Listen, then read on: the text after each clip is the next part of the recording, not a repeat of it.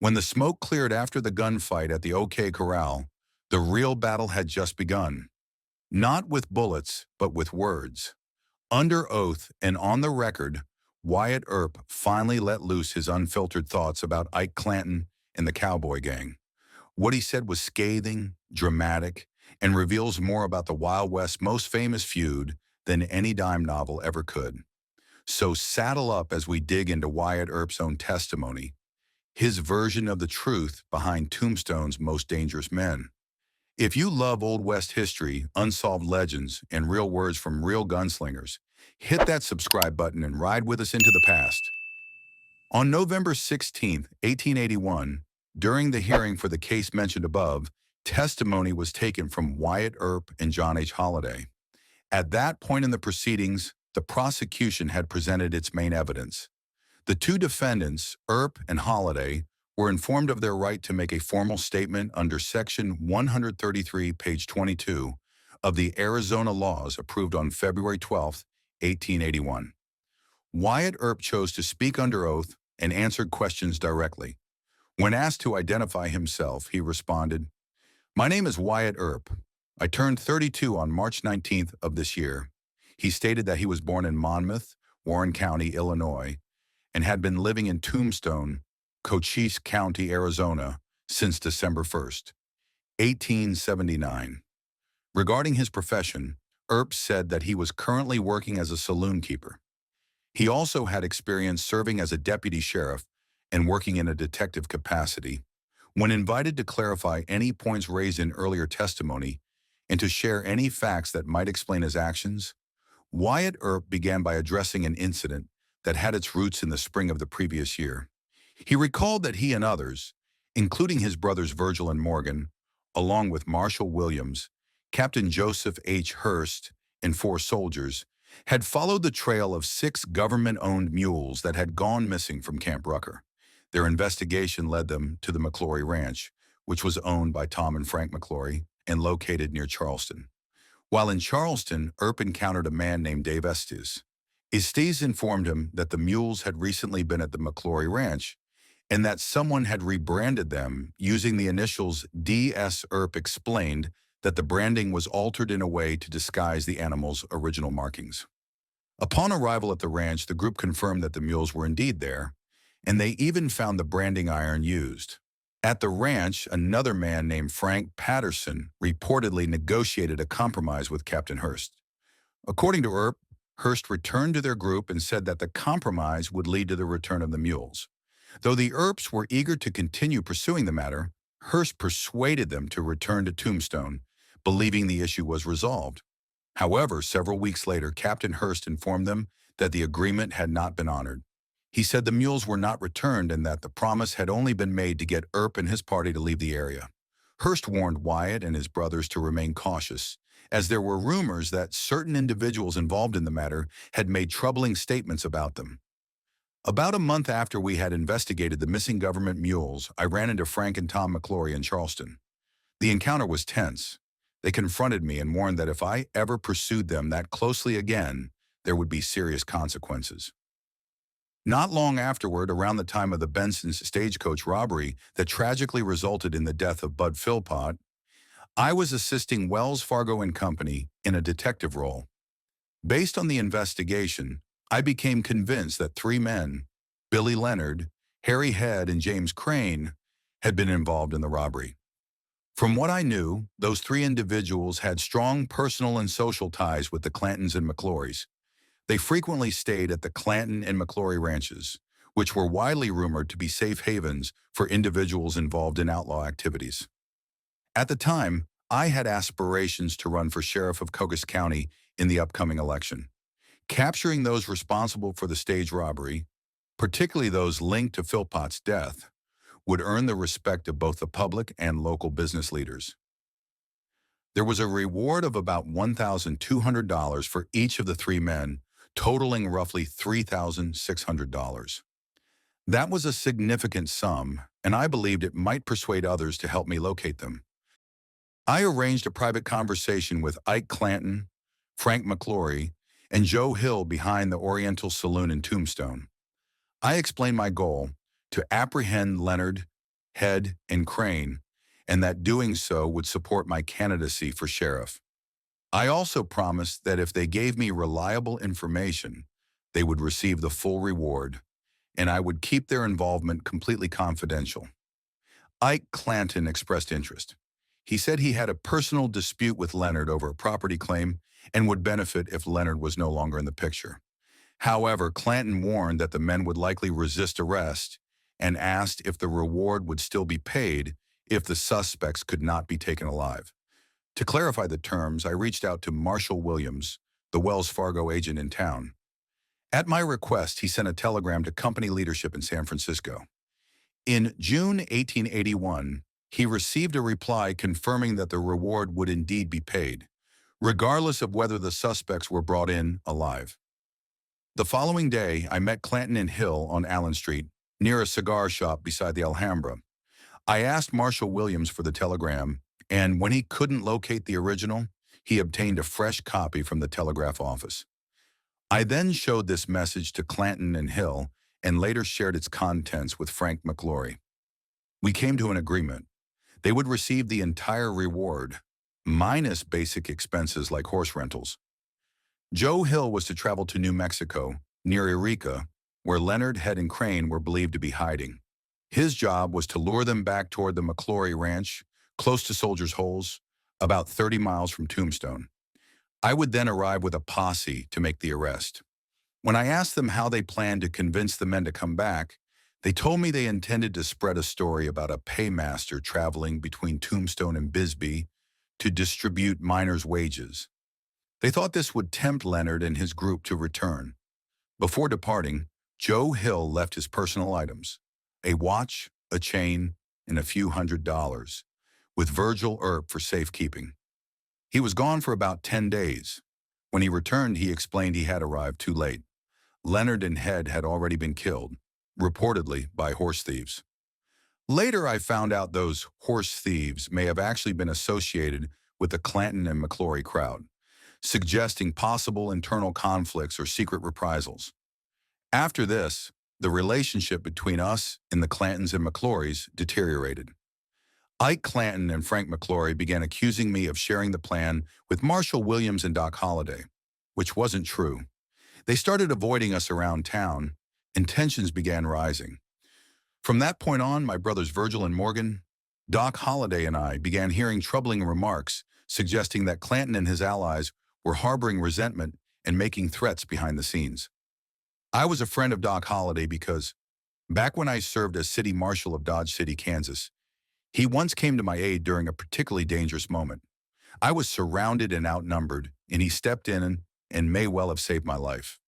About a month before the events that followed, around October 1881, Morgan Earp and I assisted in arresting Pete Spence and Frank Stillwell in connection with the Bisbee stagecoach robbery.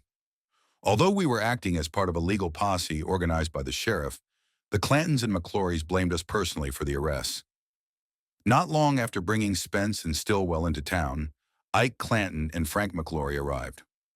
Frank pulled Morgan aside in front of the Alhambra Saloon, where John Ringo, Ike Clanton, and the Hicks brothers were also gathered. Frank harshly criticized Morgan for taking part in the arrest and declared he would no longer associate with Spence due to the incident. Frank then warned Morgan not to attempt to arrest him, implying that things wouldn't go smoothly if that ever happened. Morgan replied that if there was ever legal cause, he would do his duty. Frank responded that although he had previously retracted past threats due to this latest event, those retractions no longer stood. Morgan said nothing further and walked away. Both before and after that incident, several townspeople, including Marshall Williams, Farmer Daly, Ed Barnes, Charlie Smith, and others, told us that they had heard troubling remarks about possible harm being directed toward us. The people reportedly making these statements included Ike Clanton, Frank and Tom McLaury, Joe Hill, and John Ringo. I was aware that many of these men had reputations for being associated with individuals involved in cattle rustling, stagecoach theft, and other illegal acts. I personally knew about the case where 6 government mules were located at the McLaury Ranch. I also heard of cattle being discovered there under suspicious circumstances, When the rightful owner came looking for his livestock, he was driven off and warned not to speak about it. Out of fear, he remained silent until just a few days ago. In addition, I heard about an incident involving John Ringo near Camp Thomas, in which someone was reportedly shot without provocation. I also suspected, based on what I had learned, that the McLaury brothers had taken part in attacks on Mexican traders in Skeleton Canyon earlier that summer. Given all of this, I remained cautious and alert. I had no intention of confronting anyone if I could avoid it, but I also wasn't going to let myself be caught off guard. Roughly 5 or 6 weeks ago, I met Ike Clanton near the Alhambra Saloon. He confronted me, claiming I had told Doc Holliday about our earlier discussions regarding the plan to capture Leonard Head and Crane. I told him directly that I had never spoken to Holliday about it, and that when Holliday returned from Tucson, I could prove it. When Holliday came back, I asked him whether he had repeated any of that information to Ike. That night, October 25th, Holliday encountered Ike Clanton at the Alhambra Saloon and questioned him. They began arguing, each accusing the other of not telling the truth. I was eating at the lunch counter inside when I overheard the disagreement. Morgan Earp was nearby at the bar. Knowing he was an officer, I called him over and let him know that Holliday and Clanton were quarreling. He went through the lunch counter area, took Holliday by the arm, and led him outside. Ike Clanton followed shortly after. As I finished my meal and stepped outside, the two men were still exchanging words. Virgil Earp arrived around that time, likely from the Occidental Saloon, and told them firmly that if they didn't stop, he would have to arrest them. The crowd dispersed. Morgan walked toward the Oriental Saloon. Ike crossed the street to the Grand Hotel. I then returned to the Eagle Brewery, where I had been running a faro game. After a short time, I stepped outside again and encountered Ike Clanton. He asked if I would walk with him, saying he wanted to speak privately. I agreed, but told him I couldn't go far, as I had responsibilities with the money from the game. We walked down 5th Street, stopping halfway alongside the brewery. There he told me that when Holliday had approached him earlier that night, he felt unprepared to respond.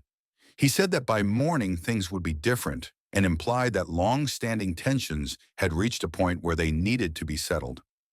I told him plainly that I had no interest in conflict and would avoid it if I could, because as I said then, there's no money in it.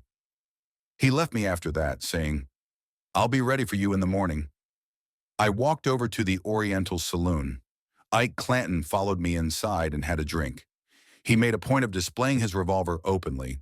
He told me in no uncertain terms that I shouldn't assume things were over, that he intended to confront us the next morning. He also said he'd be glad to settle matters with Doc Holliday right then and there. I told him that Holliday wasn't looking for trouble. He just wanted to clear the air and show that he hadn't been spreading rumors. Around that time, the man dealing my faro game closed it for the night and brought me the money. I secured it in the safe and headed home. On my way, I crossed paths with Holliday between the Oriental and the Alhambra. We walked together down Allen Street. He turned in for the night, and I continued to my house and went to bed. I didn't get up until around noon on October 26th. Before I even got out of bed, Ned Boyle came by and told me he had just spoken with Ike Clanton near the telegraph office. Ned said Ike was armed and making threats. He claimed that as soon as any of us Earps showed ourselves in the street, something serious was going to start. According to Ned, Ike was saying he and his group were here for a fight and actively looking for us.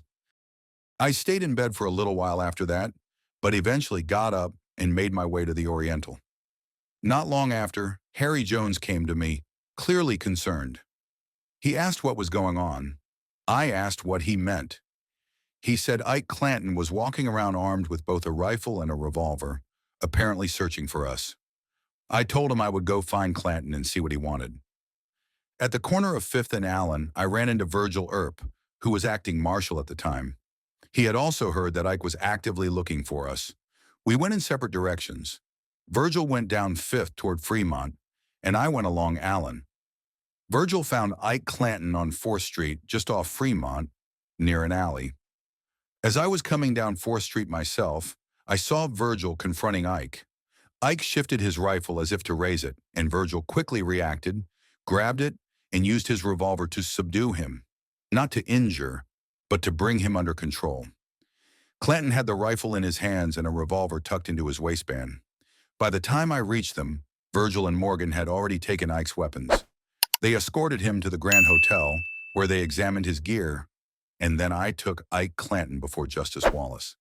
Since Virgil was out looking for Judge Wallace at that time, Morgan temporarily had Ike in custody. I went into the courtroom and took a seat. From his bench, Ike looked over at me and said something like, "I'll get back at all of you for this." He added that if he had a weapon at that moment, he would settle it right then. Morgan replied calmly, saying that if Ike was so eager to act, he'd hand him his own revolver.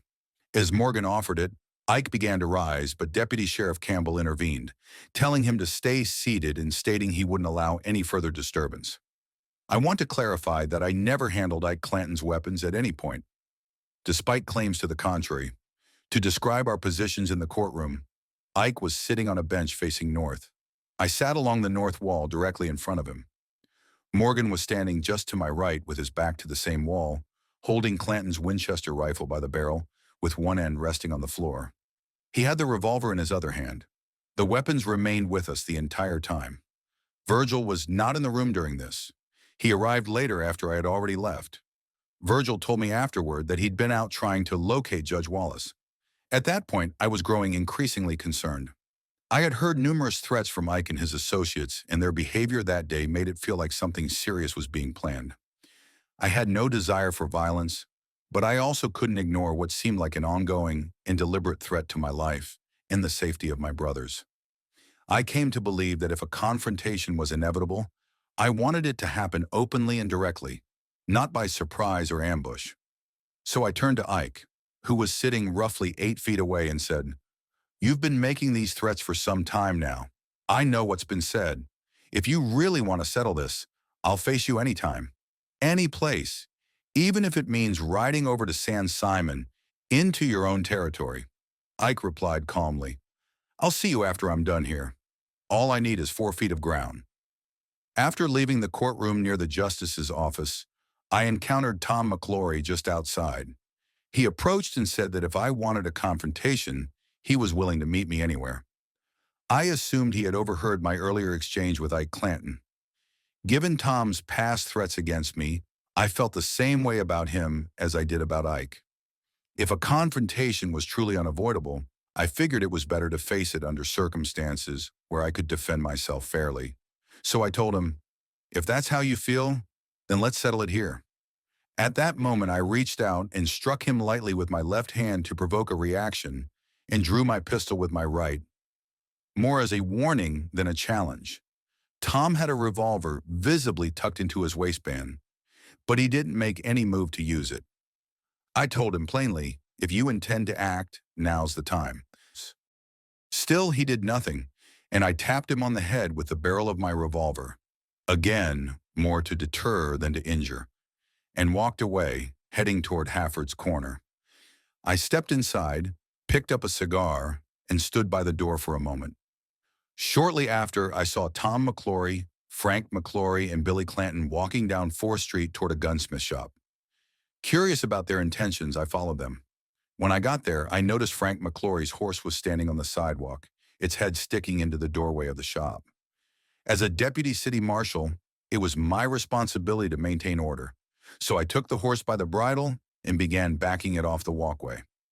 At that point, Tom, Frank, and Billy Clanton came to the door. Billy rested his hand near his revolver, and Frank tried to take hold of the horse's reins. I told him clearly, "You need to move this horse off the sidewalk." He complied and backed it into the street. Just then, Ike Clanton arrived, and all 4 of them went inside the shop. From where I stood, I could see them rearranging the ammunition in their belts. They exited the shop and walked down 4th Street to the corner of Allen, then continued on toward Dunbar's Corral. I followed them to the intersection of 4th and Allen, but stopped there. At that time, Virgil Earp was serving as Tombstone City Marshal, and Morgan Earp had been working as a special officer for the past 6 weeks or so. He wore a badge and received regular pay. I had been deputized to serve in Virgil's place while he was in Tucson for the Spence and Stillwell trial. Although Virgil had returned several days earlier, I was still assisting him with duties around town. I believe Virgil would soon have to disarm the group based on their behavior and ongoing threats toward us. I followed to be nearby in case help was needed. Roughly 10 minutes later, while Virgil, Morgan, Doc Holliday, and I were standing on the corner of 4th and Allen Streets, people began warning us that something was likely to happen. One man, Coleman, told Virgil directly, "They mean trouble. They've just left Dunbar's Corral and gone into the OK Corral, all carrying weapons. You'd better go disarm them." Virgil turned to us, Doc, Morgan, and me, and asked us to go with him to disarm the group. Morgan then suggested that, since the Clantons and McLaurys had horses, we might need horses ourselves in case the situation escalated into a pursuit. I told him that wouldn't be necessary. If they tried to escape, I said, we could stop their horses and then detain them. So the four of us began walking through 4th Street toward Fremont. As we rounded the corner, we spotted several men near the vacant lot between Fly's photography studio and the adjacent building. I first noticed Frank and Tom McLaury, Billy Clanton, and Sheriff Johnny Bain among them. We continued down the left-hand side of Fremont Street.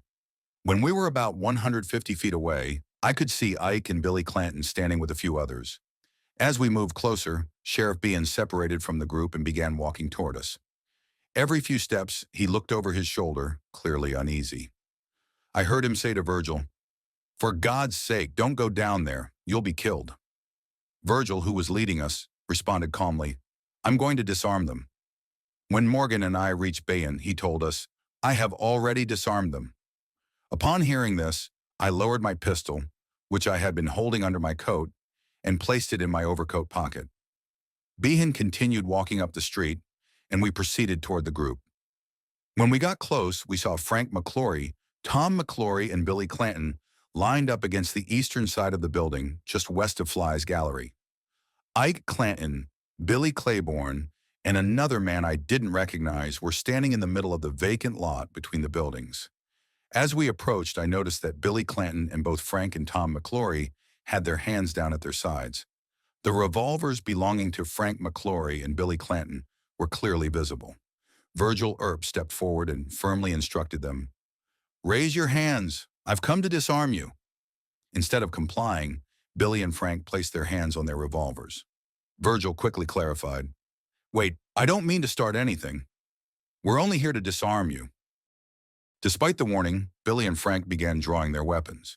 At the same time, Tom McLaury moved his hand toward his hip and opened his coat, revealing what appeared to be a firearm. He quickly stepped behind a nearby horse, which I later realized belonged to Billy Clanton.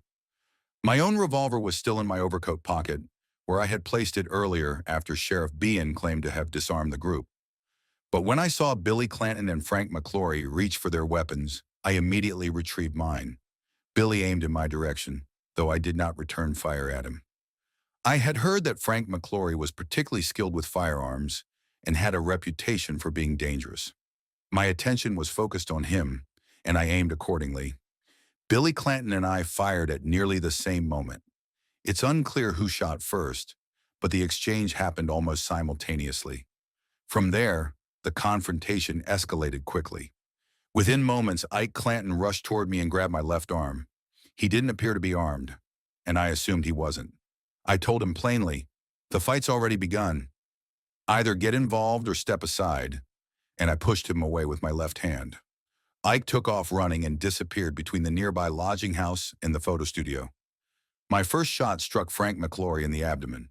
Though he staggered, he managed to fire back at me. When we first called out for the group to surrender their weapons, Billy Claiborne raised one hand and immediately fled. I didn't see him again until much later that afternoon, well after everything had ended. For the record, I didn't draw my firearm, or even move to do so, until after Billy Clanton and Frank McLaury had already drawn theirs. As for Tom McLaury, if he was not armed, I wasn't aware of it. Based on what I saw and what had been communicated to me beforehand, I had every reason to believe he was carrying a weapon. I was also told he had made threats against us in the past.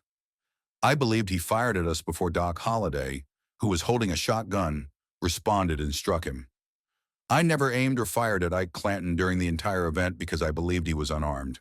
That decision was intentional.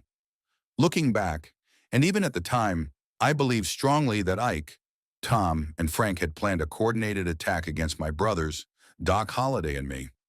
The threats, the behavior, and the gathering of armed individuals all suggested something serious was underway. Even so, I did not take preemptive action. Despite believing I would have been justified, both legally and morally, in defending myself before any shots were fired, I chose to act only when it became clear there was no other option. We were there to fulfill our duties as lawmen, and I was acting under Virgil's command, who was the city marshal. I had no intention of starting a fight unless it became absolutely necessary in defense of our lives and the safety of others. Once Billy Clanton and Frank McLaury pulled their weapons, I knew there was no turning back. It became a matter of survival for me, my brothers, and Doc Holliday. I've lived in Tombstone since December 1st, 1879, having come directly from Dodge City, Kansas. Before that, I resigned as city marshal in Dodge City despite opposition from local leaders and business owners. I had served as a police officer in Wichita starting in 1874 before moving west. As for Ike Clanton's claim that I was somehow involved in any stagecoach robbery or that I ever passed along information to help any criminal activity, it is completely false. His account is a fabrication from beginning to end, and none of it reflects the truth of my actions or intentions. Sheriff John Bayan once approached me with a private proposal in his office, which was located in the back room of a cigar store on Allen Street. He offered that if I would step aside and not seek the appointment for sheriff of Cochise County, he would hire a clerk and split the earnings of the office with me. I agreed to his terms and made no further attempt to gain the position, but after that meeting, Bayan never brought the subject up again. Later in his official statement, he provided reasons for backing out of our agreement, but every part of his explanation was untrue. On one occasion, Doc Holliday and I traveled to Charleston on the same evening that Bayan went down there to serve a subpoena on Ike Clanton. Our reason for being in Charleston had nothing to do with the subpoena.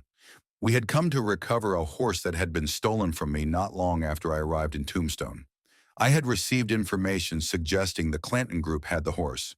When I reached Charleston that evening, a reliable source told me that the man who had just delivered a message from Charleston to Ike Clanton's ranch had ridden the horse in question. At that time, I didn't know where Clanton's ranch was located. A short while later, while I was in the Huachuca Mountains working on some water right claims, I began my return trip to Tombstone. When I got within about a dozen miles of Charleston, I ran into a man named McMasters. He told me that if I hurried, I might still catch sight of my missing horse in town. When I arrived in Charleston, I spotted the horse being led down the street toward a corral. I decided to stay the night at a different corral nearby. I then went to Burnett's office to request official documents that would allow me to reclaim the horse, but Burnett was out of town. He had gone to Sonora to look into a coal discovery, so I sent a telegram to my brother James Earp in Tombstone, asking him to arrange for the paperwork. He contacted Judge Wallace and Mr. Street, and they prepared the necessary documents. That same evening, my youngest brother, Warren Earp, brought the papers to me in Charleston. While I was still waiting, Billy Clanton learned that I was in town. He tried to take the horse from the corral, but I stopped him and told him the horse belonged to me. Once the official paperwork arrived, he surrendered the animal willingly, without requiring the documents to be served. Before leaving, Billy Clanton sarcastically asked if I had any more horses to lose. I replied that I planned to keep them in the stable from now on, so he wouldn't get another opportunity to take one.